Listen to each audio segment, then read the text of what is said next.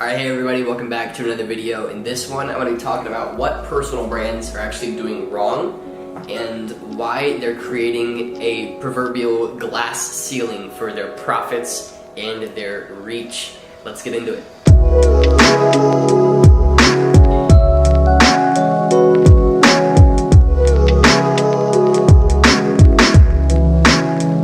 So before anything else, when I say personal brand, what I mean by that is an individual who garners a following online and they sell to them information products, right? That's how I like monetizing a personal brand, is through information products. However, lots of personal brands monetize in plenty of other different ways. For example, Gordon Ramsay is a personal brand, right? He's got his restaurants, and then he's got his television shows, and then you've got maybe like Gary Vaynerchuk, who monetizes his personal brand through, getting leads into his agency, right? Which he claims he doesn't make any money off his personal brand, but the reality is he actually does, because a lot of people come into his agency from it. So let's go ahead and talk about what personal brands are doing wrong, right? And it's just a couple of key things where if you keep these in mind as you move forward, it will substantially help your journey and make you a much more profitable and much more systematically growing brand. I couldn't find another word for brand, but that's really what these things will do. Now,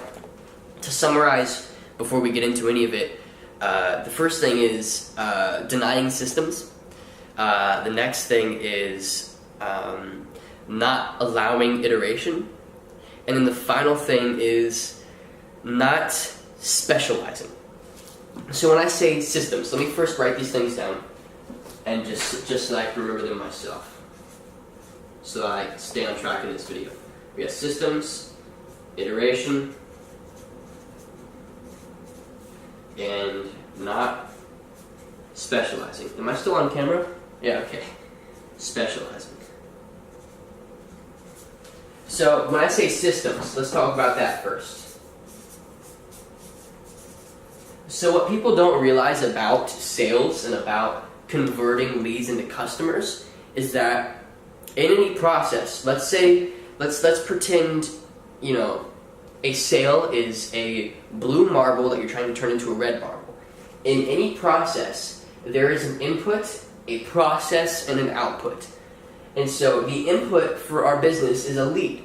The system, the process is, our content, our offers, the webinar that we create, whatever it is that we have that converts them into that output, which is a sale, right? And so when we have inputs, systems, and outputs, let's say we have a blue marble.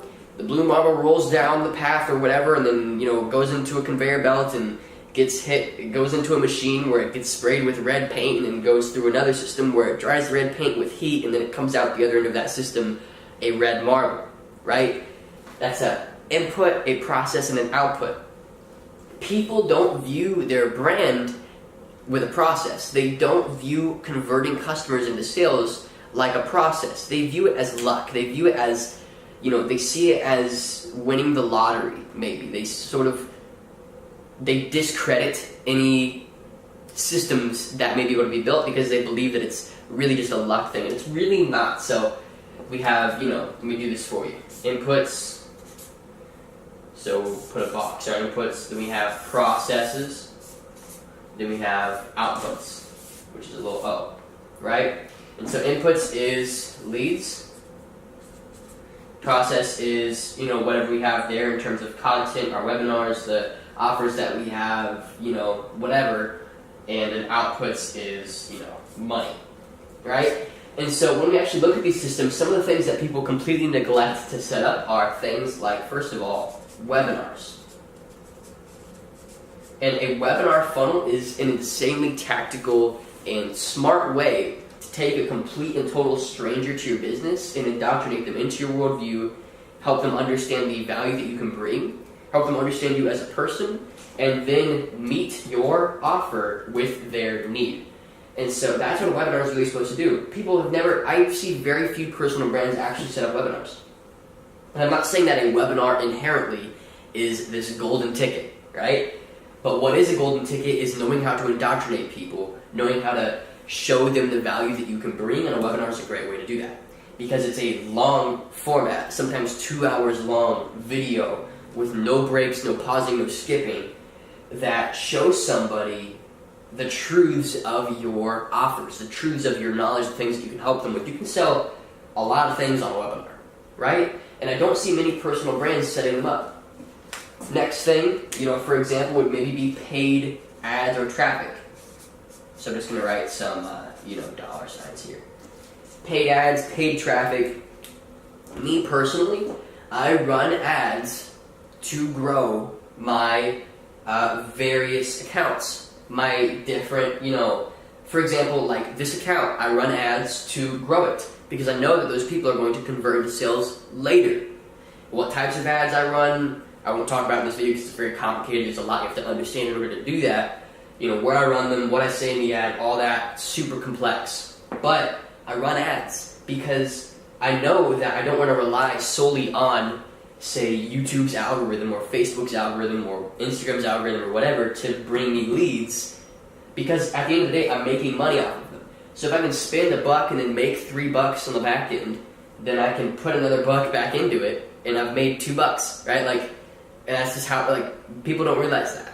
They don't realize that you can spend money for traffic and then convert that traffic into sales. It makes things so much easier. It's insanely easy to make money when you know how to target your potential leads with an ad. And then lastly, in terms of systems, is an actual sales process for higher-end ticket clients. So with a personal brand, a lot of people neglect high-end ticket stuff. They have one course, maybe. They have a $247 course or whatever. I know a lot of people maybe in the e-commerce niche. It's a very popular niche for this business model, where all they do is they sell one course and then they just call it a day and they don't really expand past that. Well, to actually have a high dollar offer, I'm just going to write high dollar, completely changes everything. Because for every, say, 5 enrollments into a certain program, probably about 1, maybe a half of one, so maybe every 10 that roll through your lower dollar programs, 1 will go into a higher dollar program if you bring them enough value. Or not even a high dollar program, it could be high dollar an event or coaching or something, right? And so people neglect a lot of revenue because they don't realize that they can bring more value in other areas, right? So this is the first thing that people completely neglect with their personal brands. That's systems, right?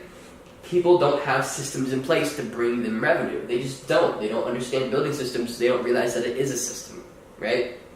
What they don't realize is that everything that they do is a system, even though it may be a poor one. So everything that you do is a system. Everything that you do in business is a system with inputs, processes, and outputs. What people don't realize is that, they could be running a really poor system right now. Their actions are poor. They have no model that they're following. They have nobody that is helping them through the process. They have, their system is make as much content as possible and just hope somebody wants to buy something from me and have unrelated courses and products and whatever. That's just not, it's ugly. It's ugly and it just doesn't work. And it works short term but not long term, right? So now, I think over here, I'll talk about iteration. So we got that, right? We get the idea of systems. So let's talk about iteration now. Iteration.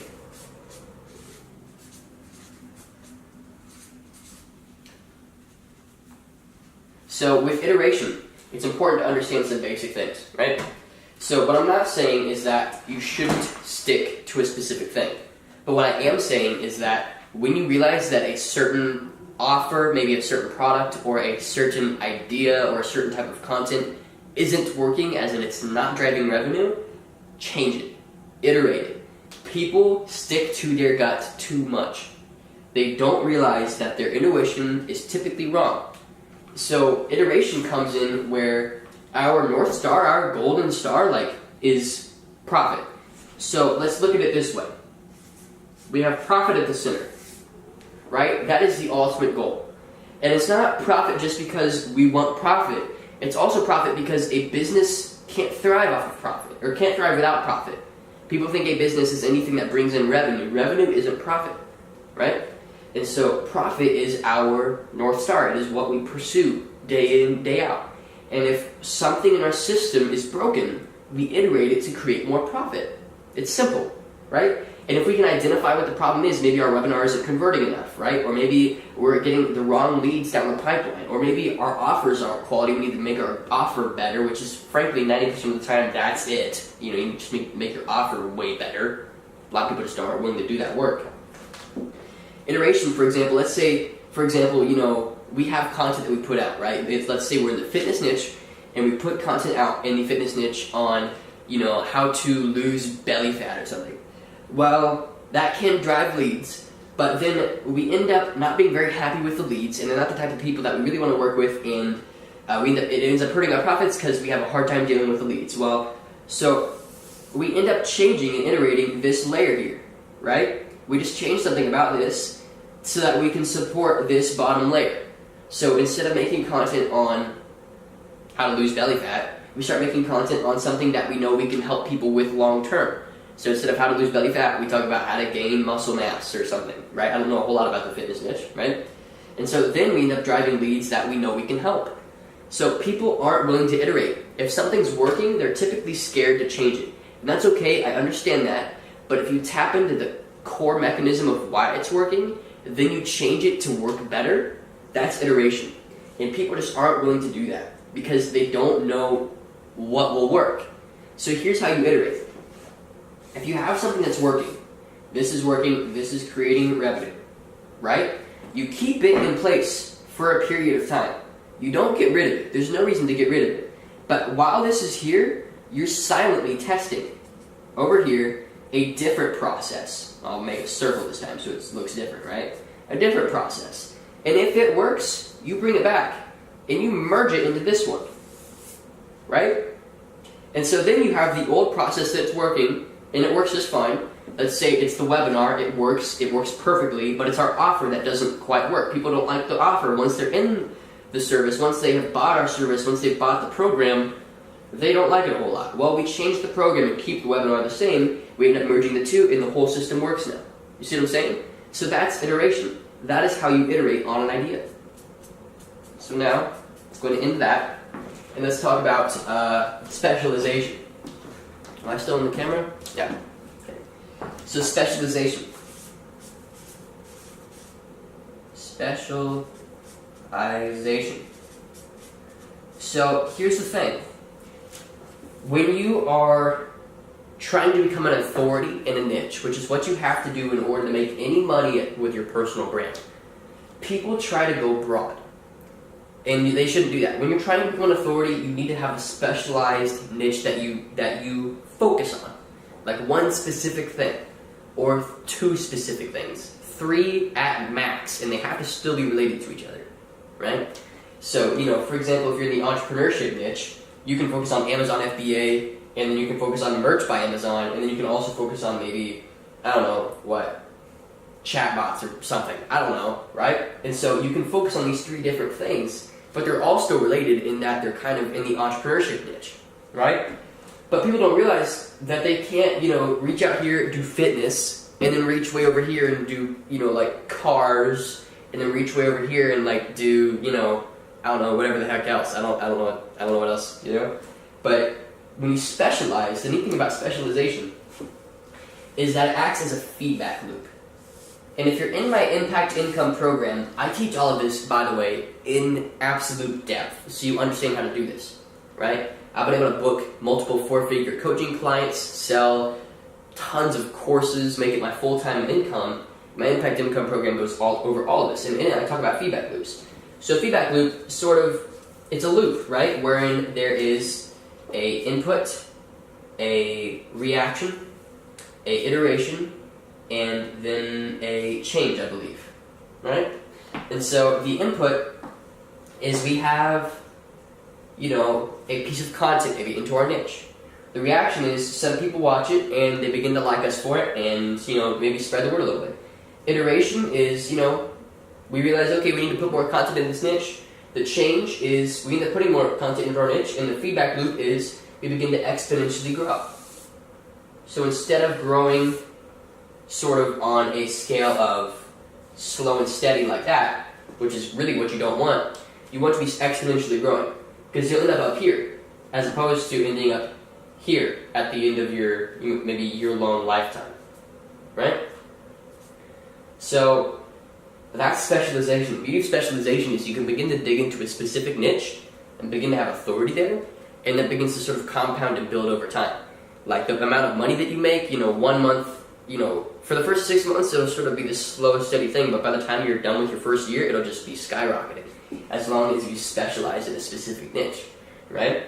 And so that's the great thing about specialization, is that it is just an incredible way to build momentum. If you focus on one thing, people begin to recognize you as the authority for that one thing, and you're going to make a whole lot more money than you really ever could if you tried to be the master of a bunch of different stuff, right? People who make the most money are the people who specialize in a specific thing and value that specific thing and understand the specific thing more than anybody else. And that's how they make money, is because people have no choice but to pay them for that specific service because they know the most about it.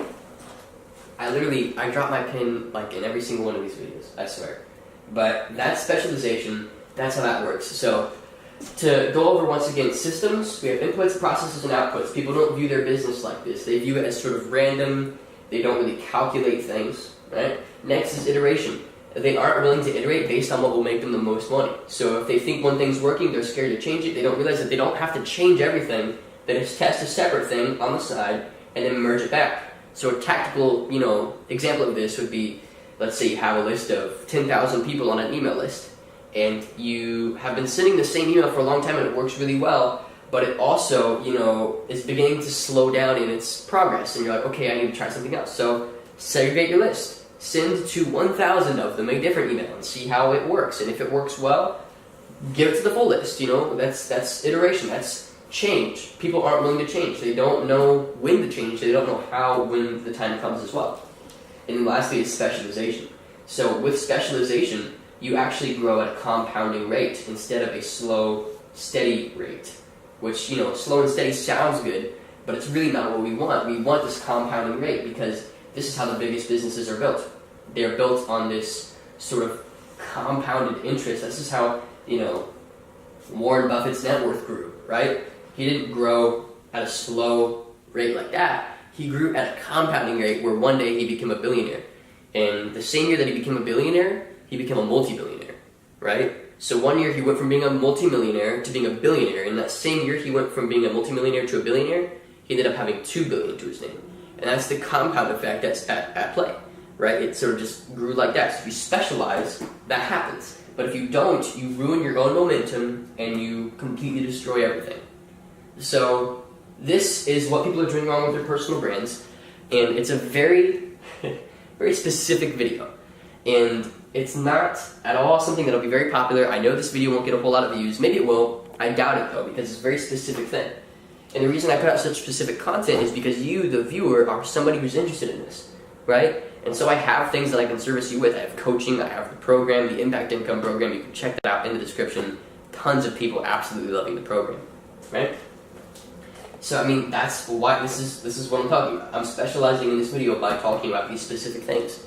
So anyway, that's the end of the video. I hope you guys enjoyed. Hope you learned something from me. If you did, go ahead and leave a like down below, subscribe, and turn on notifications so you get notified when I upload. And then as well, go ahead and follow me on Instagram. Great place to see about what I'm doing and just see day to day. And thanks again for watching. See you in the next one.